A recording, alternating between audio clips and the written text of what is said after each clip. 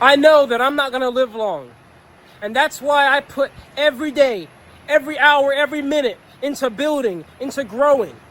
Why am I out here working on this plastic into fuel reactor I've been working on for 5 years, since I was 17? Why am I out here in 100-degree weather? Why am I out here despite being falsely accused and reported to the EPA and the IRS? Why am I out here despite weird black helicopters that turn off their radar transponder circling me 6 times at night? Why am I out here sleeping in my van, crazy humidity, mosquitoes, gnats flying in, and yet I still do it? Why am I out here despite having to drive 4 hours every time I want to work on this machine? Because when I was doing it in my parents' backyard, I blew myself up and I had to go to the hospital for 2nd-degree burn surgery. I do this because this is my mission that I've assigned myself to. I do this because I do not fear death.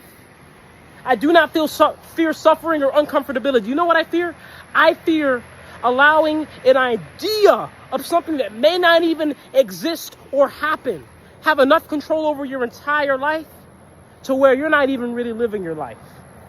That's the only thing I fear. And thus, I am completely set on what I want to do here, and nothing will steer my course but myself.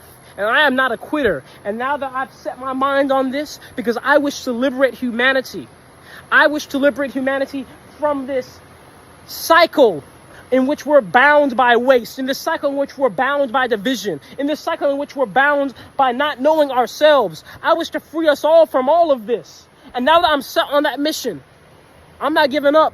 And so it will happen, no matter what. Because you know what? To me, when I'm building something, I expect it to be hard. I expect it to be uncomfortable. I expect it to be difficult. You know why? Because that's the whole point.